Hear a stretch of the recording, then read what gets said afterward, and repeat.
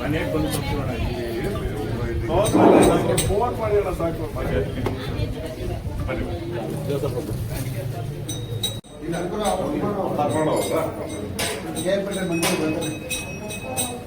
ನಾನು ಗೌಡ್ರಿಗೆಲ್ಲ ಕರ್ಕೊಂಡು ಹೋಗ್ಲಿದ್ದೀವ ಅಂತ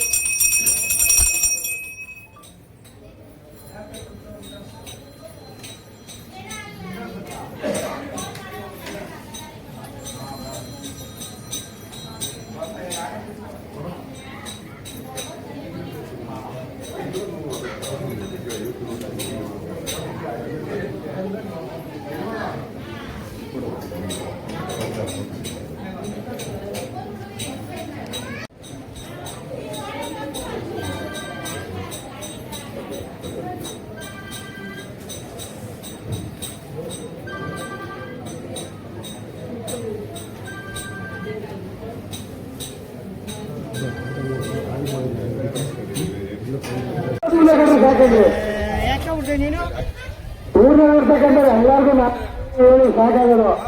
ನಮ್ದು ನೀವು ಬಂದ್ಬಿಡೋದು ಪಡ್ಕೊಂಡು ಸುಮ್ಮನೆ ನಾವು ಪಡ್ಕೊಳ್ಳೋದಷ್ಟೇ. ಯಾರಿಗೂ ಮುಖಗಡ ಬರೋಲ್ಲ. ಏನು ಅರ್ಥ ಮಾಡ್ಕೋಬೇಕಲ್ಲ ನೀವು ನೋಡಿ.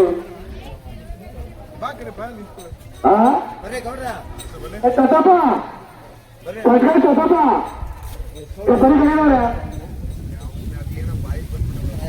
ಬರೀ ಬರೀ ಮುಖಗಡಾಗ ಬರೀ ಹುಡುಗರು ದಯ ಬರಮ್ಮ ಅಂದ್ರೆ ಮುಖಗಡ. ಇತ್ತೀಚೆಗೆ ಯಾಕೋ ಎಲ್ಲೂ ಕಾಣ್ತಾ ಇಲ್ಲ, ಏನು ವಿಶೇಷ? ಎಲ್ಲ ನಾಲ್ಕು FIR ಬಿದ್ದಾವೆ. ಜೀವನದಲ್ಲಿ ಒಂದ್ಸಲ ಬಿದ್ದಿರಲಿಲ್ಲ ನನಗೆ FIR. ಬಿಡದಿ ಓಡಾಟದಲ್ಲಿ ಬಿದ್ದದೆ. ಇವತ್ತು ಈ ಒಂದು ಪುಣ್ಯ ಕ್ಷೇತ್ರದಲ್ಲಿ ನಮ್ಮ ಕಲ್ಬಾಳ್ ಮಾರಮ್ಮನ ಮರದಲ್ಲಿ ನಿಂತು ಆ ತಾಯಿಯ ಒಂದು ಆಶೀರ್ವಾದ ನಮ್ಮೆಲ್ಲ ಹಿರಿಕರ ಮೇಲೆ, ತಾಯಿ ತಂದೆಯರ ಮೇಲೆ, ಯುವಕರ ಮೇಲೆ, ಗ್ರಾಮಸ್ಥರ ಮೇಲೆ ಇರಲಿ ಅಂತ ಕೇಳ್ತಾ, ಇದೇ ಸಮ್ಮುಖದಲ್ಲಿ ನಾನು ಒಂದು ಮನವಿ ಮಾಡ್ತೀನಿ. ನಮ್ಮ ಜಿಲ್ಲೆಯವರೇ ಆದಂತ DK ಶಿವಕುಮಾರ್ ಅವರು ಈ ರಾಜ್ಯದ ಮುಖ್ಯಮಂತ್ರಿ ಆಗಿದ್ದಾರೆ. ಬಿಡದಿ ತಾವುಗಳು ಕೇಳಿದ್ರಿ ಬಿಡದಿ ಹೋರಾಟದ ಬಗ್ಗೆ ಅಂತ. ಸತತವಾಗಿ 470 ದಿನ ಆಯ್ತು ಅದು. ಇವತ್ತು ಸತತವಾಗಿ ಹೋರಾಟ ಮಾಡ್ಕೋಬೇಕು. ನಮ್ಮ ಪಕ್ಷದ ಹಾಗೆ ತಾವು ಕೇಳಿದಂಗೆ ಬಿಡದಿ ರೈತರ ಹೋರಾಟದ ಬಗ್ಗೆ ಸತತವಾಗಿ 470 ದಿನ ಇವತ್ತು ರೈತರು ನಿರಂತರವಾಗಿ ಹೋರಾಟ ಮಾಡ್ಕೊಬಂದು ಅವ್ರು ಕೇಳ್ತಿರೋದಿಷ್ಟೇ. ಫಲವತ್ತಾದ ಭೂಮಿಯನ್ನ, ಲಕ್ಷಾಂತರ ಮರ ಇರ್ತಕ್ಕಂಥ ಭೂಮಿಯನ್ನ, ನೀರಾವರಿ ಇರ್ತಕ್ಕಂಥ ಭೂಮಿಯನ್ನ ಬಿಟ್ಟು ಬೇರೆ ಎಲ್ಲರೂ ಮಾಡ್ಯಾರ. ಅಭಿವೃದ್ಧಿಗೆ ಯಾರು ಕೂಡ ತಡೆ ಮಾಡಲಿಕ್ಕೆ ಬಯಸಲ್ಲ. ನಮ್ಮ ರೈತರೇನೆ ಈ ದೇಶದ ಅಭಿವೃದ್ಧಿಗೆ ಬೆನ್ನೆಲುಬೆ ರೈತರುಗಳು. ಸೊ ಅಂತವ್ರಿಗೆ ದ್ರೋಹ ಮಾಡಿ ನಾವು ಅಭಿವೃದ್ಧಿ ಮಾಡ್ತೀವಿ ಅನ್ನೋದು ಬೇಡ ಅನ್ನೋದು ನಮ್ಮ ಪಕ್ಷದ ಅಥವಾ NDA ಪಕ್ಷದಿಂದ ನಾವು ಕೇಳ್ತಿರ್ತಕ್ಕಂಥ ನಾವು ಮಾಡ್ತಿರ್ತಕ್ಕಂಥ ಒಂದು ಮನವಿ. ಇವತ್ತು ಸರ್ ಪ್ರತಿನಿತ್ಯ ಹೋರಾಟ ನಡೀತಾರೆ. ಇದು ಎಲ್ಲೋ ಒಂದು ಸ್ವಂತ ಈಗೋಗೆ ತಗೊಂಡು ನಾನು ಮಾಡೇ ತೀರ್ತೀನಿ ಅನ್ನೋ ಮಟ್ಟಕ್ಕೆ ಹೋಗೋದು ತಪ್ಪಾಯ್ತದೆ. ಸಾಕಷ್ಟು ಹೇಳ್ತಾರೆ. ಈಗ ಕುಮಾರಸ್ವಾಮಿ ಅವರು, ನಮ್ಮ ನಾಯಕರಾದಂಥ ಕುಮಾರಸ್ವಾಮಿ ಅವರು ಇರ್ಬೋದು, ನಮ್ಮ ರಾಜ್ಯಾಧ್ಯಕ್ಷ ಆಗಿದ್ದಂಥ ವಿಜಯೇಂದ್ರ ಅವರು ಇರ್ಬೋದು, ಅಶ್ವಥ್ ನಾರಾಯಣ ಅವರು ಇರ್ಬೋದು, ಈಗ ತಾನೇ ಮೊನ್ನೆ ನಮ್ಮ ವಿರೋಧ ಪಕ್ಷದ ಇಬ್ಬರು ನಾಯಕರು ಅಶೋಕ್ ಅವರು ಇರ್ಬೋದು, ಚಲುವರಿ ನಾರಾಯಣ ಸ್ವಾಮಿ ಅವರು ಇರ್ಬೋದು, 21ನೇ ತಾರೀಕು ನಮ್ಮ ನಾಯಕರಾದಂಥ ನಿಖಿಲ್ ಕುಮಾರಸ್ವಾಮಿ ಅವರು ಇರ್ಬೋದು, ನಾವೆಲ್ಲರೂ ಕೂಡ ಮನವಿ ಮಾಡ್ತಿರೋದು ಒಂದೇ, ಅವರಿಗೆ ದಯಮಾಡಿ ಅಟಕ್ಕೆ ಬಿದ್ದು ಯಾವುದೋ ಒಂದು ಒಣ ಪ್ರತಿಷ್ಠೆಗೆ ಬಿದ್ದು ರೈತರು ಭೂಮಿಯನ್ನ ತಗೊಂಡು ರೈತರಿಗೆ ದ್ರೋಹ ಮಾಡಬೇಡಿ. ನೀವು ಅಭಿವೃದ್ಧಿ ಎಲ್ಲಿ ಮಾಡಬೇಕು ಅಂದ್ರೆ 100 ಎಕರೆ 1000 ಎಕರೆ ಈ ಭಾಗದಲ್ಲೇ ಸಿಗ್ತವೆ ನೀರು ಇಲ್ಲದೆ ಇರ್ತಕ್ಕಂಥದ್ದು. ಆ ಒಂದು ವಿಡಿಯೋ ತಾವು ನೋಡಬೇಕು. ಒಂದು ಟ್ಯಾಂಕ್ ಮೇಲೆ ನಿಂತ್ಕೊಂಡು ನಾವು ಒಂದು ವಿಡಿಯೋ ನೋಡ್ತೀವಿ, ಅದೊಳ್ಳೆ ಮಲ್ನಾಡ್ ಕಂಡಂಗೆ ಕಾಣ್ತದೆ. ಎಕ್ಸಾಕ್ಟ್ ಆಗಿ ಆ ಪ್ರದೇಶನೇ ಇವಾಗ ಮಣ್ಣು ಮಾಡಕ್ ಹೊರಟಿರೋದು. ನಾವು ಅದನ್ನ ಮಾಡಬೇಡಿ ಅಂತ ಕೇಳ್ಕೊತಾ ಇದ್ದೀವಿ. ಅಭಿವೃದ್ಧಿ ಮಾಡಲಿಕ್ಕೆ ಒಣಭೂಮಿ ಇರ್ತಕ್ಕಂಥದ್ದು, ಬೆಳೆ ಬೆಳೀತಾ ಇರ್ತಕ್ಕಂಥದ್ದು, ನೀರಾವರಿ ಇಲ್ಲದೆ ಇರ್ತಕ್ಕಂಥ ಜಮೀನು ಸಾಕಷ್ಟಿದೆ.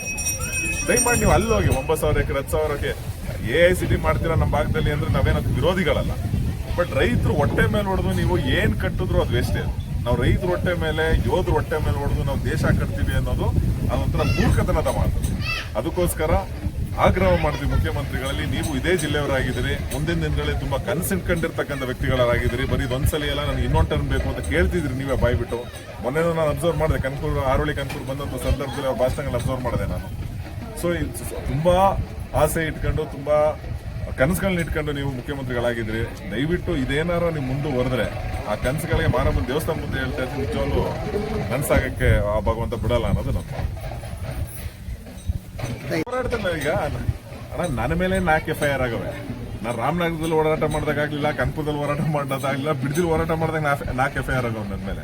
ಯಾರೋ ಹಿಂಗೆ ಕೇಳಿದ್ರೆ ಒಂದೇ FIR ಬಿದ್ದಿರಲಿಲ್ಲ, ನೀವು ಸರ್ಕಾರ ಇದ್ದಾಗಲಿ ವಿರೋಧ ಪಕ್ಷದಲ್ಲಿದ್ದಾಗ ನಾವು ಸಾಕಷ್ಟು ಹೋರಾಟಗಳು ಮಾಡ್ತೀವಿ. ನಾನು ಹೇಳಿದೆ, ಸರ್ಕಾರ ಇದ್ದಾಗ FIRಗಳು ಬಿರೋಲ್ಲ, ವಿರೋಧ ಪಕ್ಷದಲ್ಲಿ ಇದ್ದಾಗ ಹೋರಾಟ ಮಾಡಬೇಕು. ನಾವು ವಿರೋಧ ಪಕ್ಷದಲ್ಲಿ ನಮ್ಮ ಕರ್ತವ್ಯನೇ ಹೋರಾಟ ಮಾಡುವಂಥದ್ದು. ನಾವು ಬಿಜೆಪಿ ವತಿಯಿಂದ ನಾನು ಆಗಲೇ ಹೇಳ್ದಂಗೆ 4 ದಿನದ ಹಿಂದೆ ನಮ್ಮ ವಿರೋಧ ಪಕ್ಷದ 2 ನಾಯಕರು, ಮೇಲ್ಮನೆ ಹಾಗೂ ನಮ್ಮ ವಿಧಾನಸಭೆಯಲ್ಲೂ ಕೂಡ ವಿರೋಧಿ ಪಕ್ಷ ಕ್ಯಾಪ್ಟನ್ ಅಶೋಕ್ ಅವರು, ಚಲವಾದಿ ನಾರಾಯಣ ಸ್ವಾಮಿ ಅವರು, ನಮ್ಮ ಮಾಜಿ ಉಸ್ತುವಾರಿ ಸಚಿವರಾದಂಥ ಅಶ್ವಥ್ ನಾರಾಯಣ ಅವರು, ಈಗಿನ MP ಆಗಿರ್ತಕ್ಕಂಥ ನಮ್ಮ ಮಂಜುನಾಥ್ ಸಾಹೇಬರು, ಪ್ರತಿಯೊಬ್ಬರು ಬಂದು ನಾವೊಂದು 10 ಹಳ್ಳಿಗೆ ವಿಸಿಟ್ ಮಾಡಿ ಅವತ್ತು ಹೋಗಿದ್ದೇವೆ. ಬಟ್ ಏನಂದ್ರೆ ಈಗ ನಿಮಗೆಲ್ಲ ಗೊತ್ತಲ್ಲ, ಸ್ವಲ್ಪ ನಾನು ಯಾವಾಗಲೂ ಸ್ವಲ್ಪ ಹಿಂದೆ ಇರ್ತೀನಿ ಅಷ್ಟೇ, ಮುಂದೆ ಜಾಸ್ತಿ ಇದು ಮಾಡೋಕ್ಕಲ್ಲ ಅಷ್ಟೇ. ಅಲ್ಲ, ಹೋರಾಟಕ್ಕೆ ಈಗ FIR ಆಯ್ತು ಅಂತ ಹಿಂದೆ ಸರಿತಿದ್ದೀರಾ ಅಥವಾ ಇನ್ನೇನು ಬೇರೆ ಉದ್ದೇಶ? ಅಲ್ಲ, ಈ ತರ ಇನ್ನೊಂದು 400 FIR ಹಾಕಿದ್ರೆ ನಮ್ಗೇನು ಮ್ಯಾಟ್ರ್ ಆಗಲ್ಲ. ಯಾಕೆಂದ್ರೆ ನೋಡಿ, ಏನು ಈಗ ನಾನು ಈಗಿರ್ತಕ್ಕಂಥ ಮಂತ್ರಿಮಂಡಲ ಮತ್ತೆ ಕಾಂಗ್ರೆಸ್ ಅಧಿಕಾರ ಬಂದಾದ್ಮೇಲೆ ಮಂತ್ರಿಮಂಡಲದ ಬಗ್ಗೆ ಮಾತಾಡಿದ್ರೆ ಘನಘೋರವಾದ ವಿಷಯಗಳಲ್ಲಿ FIRಗಳಾಗವೆ. ಇವತ್ತು ಗಂಟಾಘೋಷವಾಗಿ ನಾವು ಹೇಳ್ಕೊಳ್ತೀವಿ, ರೈತರ ಪರ ಹೋರಾಡಿ ಇನ್ನೊಂದು 400 FIR ಮಾಡೋದು ಮುಂದೆ ನಿಂತು ಹೋರಾಟ ಮಾಡ್ತೀವಿ ನಾವು. ಬಟ್ ಇದಕ್ಕೆ ಒಂದು ರೂಪುರೇಷೆ ಇರಬೇಕು. ಹೋರಾಟ ಮಾಡ್ತೀವಿ ಅಂತ ನಾವು ಪ್ರತಿನಿತ್ಯ ರೋಡಲ್ಲಿ ನಿಂತ್ಕೊಂಡ್ರಾಗಲ್ಲ. ಈಗ ಅವರು 3 ಗ್ರಾಮಕ್ಕೆ ಸಂಬಂಧಪಟ್ಟಂಗೆ ಅಂತಿಮವಾದ ಸೂಚನೆ ಹೊರಡಿಸಿದ್ದಾರೆ. ನಾವು ಮಾಡೇ ತೀರ್ತೀನಿ ಅಂತ ಮುಂದೆ ಹಾಕಿದ್ದಾರೆ. ನಾವು ಕಾನೂನು ಪ್ರಕಾರವಾಗಿ ಏನ್ ಮಾಡಬೇಕು, ಈಗ ನಿಖಿಲ್ ಕುಮಾರಸ್ವಾಮಿ ಅವರು ಸ್ಪಷ್ಟವಾಗಿ ಹೇಳಿದ್ರು, ಕಾನೂನು ಪ್ರಕಾರವಾಗಿ ಏನ್ ಮಾಡಬೇಕು, ನಾವು ಮುಂದೆ ನಾವು ಹೇಗೆ ಹೆಜ್ಜೆ ಇಡಬೇಕು ಅಂತ. FIRಗಳೆಲ್ಲ ಏನು ಅಣ್ಣ, ಈಗಿನ ಕಾಲದಲ್ಲಿ FIRಗಳು ಯಾರು ಎದುರಲ್ಲ ಅಣ್ಣ, ಗೌತಮ್ ಗೌಡ ಅಲ್ಲ, ಯಾರು ಎದುರುತ್ತಾರೆ?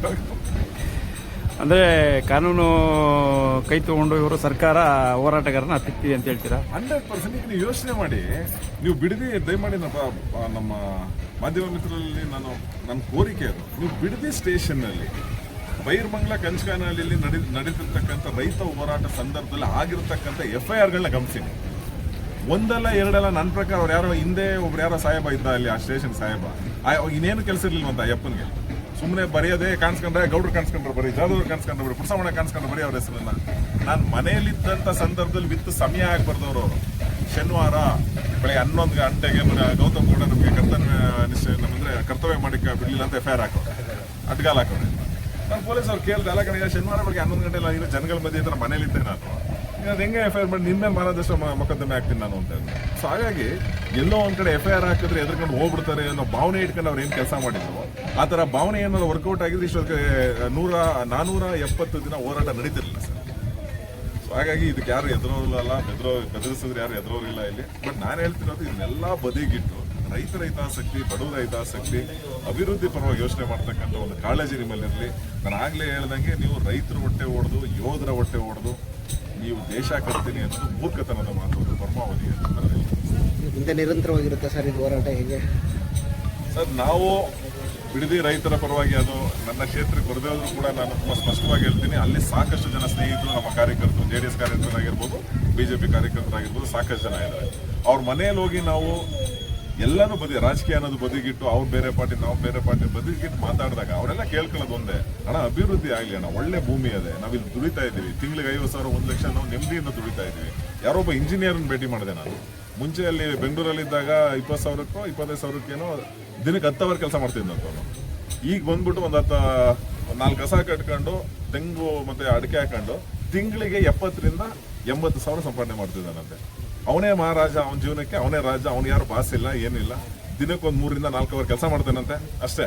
ಬೆಳಗ್ಗೆ 1-2 ಅವರ್, ಸಾಯಂಕಾಲ 1-2 ಅವರ್ ಆರಾಮಾಗಿ ಜೀವನ ಮಾಡ್ತಾ ಇದ್ದೀನಿ ಅಣ್ಣ. ಇಲ್ಲಿ ಇಂಥ ಜಮೀನ ಕಿತ್ಕೊತಾ ಇದ್ದಾರೆ ಅನ್ನೋದೊಂದು ದೂರಿದೆ. ಸೊ ಹಾಗಾಗಿ ಮನೆ ಮುಖ್ಯಮಂತ್ರಿಗಳಲ್ಲಿ ನಮ್ಮ ಆಗ್ರಹ ಏನು ಅಂದ್ರೆ, ಇದನ್ನೆಲ್ಲ ದಯವಿಟ್ಟು ಪರಿಗಣನೆ ಮಾಡಿ, ಕುಂತು ಯೋಚನೆ ಮಾಡಿದ್ದೀವಿ. ರೈತರು ಯಾರೋ 4 ಜನ ರೈತರಿಗೆಲ್ಲ ಕೂರಿಸ್ಕೊಂಡು ನಾವು ಅವರು ನಾವು ಕೊಡ್ತೀವಿ ನಮ್ಮ ಜಮೀನ. ನಾನು ಮೊನ್ನೆ ಯಾವುದೋ ವಿಡಿಯೋ ನೋಡ್ತಾ ಇದ್ದೆ, ಆ ನೀರು ಬರೋದನ್ನ ತೋರಿಸ್ಬಿಟ್ಟು, ನೋಡಿ ಎಂತ ಕೆಟ್ಟ ನೀರು ಬರ್ತಾ ಇದೆ, ಇಲ್ಲಿ ಬರ್ರಿ ತಗೊಂಡು ಇದು ಮಾಡಿ ಅಂತ. ನೋಡಿ ಸರ್, ಜಮೀನು ಮಾಡಬೇಕು ಅನ್ನೋರು, ರೈತಾಪಿ ಅವ್ರಿಗೆ ಜನದವರು ಮಾಡೇ ಮಾಡ್ತಾರೆ. ಈಗ ಎಲ್ಲೋ ಒಂದು 4 ಜನ ಕೂರಿಸ್ಕೊಂಡು ನೀವು ಇಲ್ಲ ಎಲ್ಲರೂ ಒಪ್ಕೊಬಿಡಿ, 80% ಈಗ 80% ಒಪ್ಕೊಂಡಿದ್ದಾರೆ ಅಂತ ಹೇಳ್ತಾರೆ. 80% ಒಪ್ಕೊಬಿಟ್ಟಿದ್ದಾರೆ ರೈತರುಗಳು. 440 ದಿನ ಇಷ್ಟು ಉಗ್ರವಾಗಿ ಹೋರಾಟ ನಡೀತಿತ್ತ ಅಂತ ಒಂದು ಸಾಮಾನ್ಯವಾಗಿ ಯೋಚನೆ ಮಾಡಿ ನೋಡೋಣ, ನಾವು ತುಂಬ ಲಾಜಿಕಲ್ ಆಗಿ ಯೋಚನೆ ಮಾಡಿ ನೋಡೋಣ. ನಡೀತಿತ್ತು, 80% ಒಪ್ಕೊಬಿಟ್ಟಿದ್ರೆ ಇದಾಗಲೇ 6 ತಿಂಗಳಾಗ್ಬಿಟ್ಟಿರೋದು. ಅವ್ರಿಗೂ ಗೊತ್ತು ತುಂಬಾ ವಿರೋಧ ಇದೆ, ಅವ್ರು ಮಾಡ್ತಿರೋ ತಪ್ಪು, ಏನೋ ಪ್ರತಿಷ್ಠೆಗೆ ತಗೊಂಡು ಈ ಕೆಲಸ ಮಾಡಬೇಕು ಅಂತ ಹೊರಟವ್ರೆ. ನಾನು ಮನವಿ ಮಾಡ್ತೀನಿ ಎಲ್ಲ ನಮ್ಮ ರೈತರ ಪರವಾಗಿ, ದಯವಿಟ್ಟು ಇದನ್ನ ಕೈ ಬಿಟ್ಟು ಸಾಕಷ್ಟು ಜಾಗ ದಿನ 5,000 ಎಕರೆ 10,000 ಎಕರೆ ಸಾಕಷ್ಟು ಒಣಭೂಮಿ ಸಿಗ್ತದೆ ನಮಗೆ, ದಯವಿಟ್ಟು ಅಲ್ಲಿ ಹೋಗಿ ಅನ್ನೋದು ನಮ್ಮ